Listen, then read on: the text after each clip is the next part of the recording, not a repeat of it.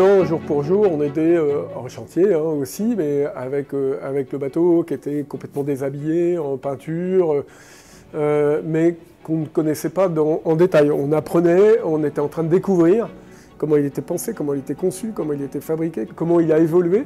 Ce qui est nouveau en 2022, c'est effectivement l'aspect navigation en solitaire sur le bateau, ce que je n'ai pas eu l'occasion de faire jusqu'à présent, parce que ce n'était pas l'objectif. Notre préparation sportive va être orientée sur comment je vais faire en solitaire. Donc, au moment du départ, en novembre 2022 de Saint-Malo, 80% du boulot il est fait par l'équipe, il est fait par tout le monde. Moi j'aurais qu'à dérouler tout ce qui a été, tout ce qu'on a co-construit avec le team actuel.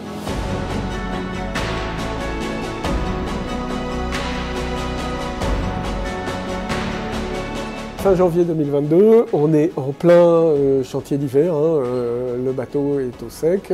Il y a un tas de domaines d'intervention pour améliorer le bateau. En fait, traditionnellement, printemps, été, automne, on navigue avec le bateau, on fait des travaux d'entretien et de développement, mais on voit bien qu'il y en a qui supposent d'immobiliser le bateau longtemps pour pouvoir les mettre en œuvre. Donc c'est des tâches qu'on note dans un coin et qu'on ressort dans la période d'hiver où le bateau est là immobilisé et qui nous permettent de faire des travaux d'amélioration de fond. L'avantage, c'est qu'on a du temps devant nous et le piège, c'est qu'on a du temps devant nous.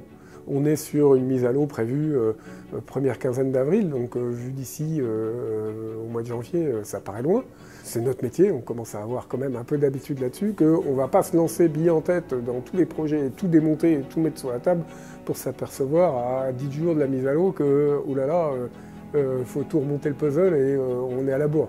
C'est l'avantage d'avoir une équipe avec des gens expérimentés, pour qui ce genre d'opération est parfaitement connu. Et à chacun des membres de l'équipe, quand je leur dis « mais ça, est-ce que tu auras le temps de le faire avant telle date ?» Il est capable de me dire « oui, non, peut-être », ou en tout cas s'il y a un doute, on le travaille et on met les réponses en face, et puis on arbitre si on le fait ou si on ne le fait pas. Il y a toujours des échéances à respecter, et le rétro-planning de la mise à l'eau, il démarre aujourd'hui.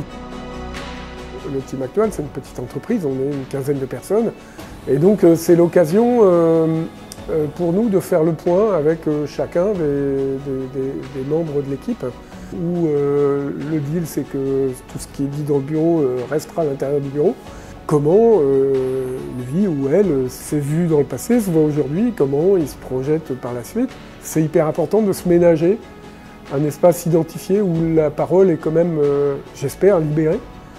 Et que c'est important pour chacun de pouvoir s'exprimer. Dans cette phase de chantier d'hiver, on ne fait pas que s'occuper du bateau et de la technique et des foils, mais on s'occupe aussi des personnes, parce que c'est un élément de performance évident.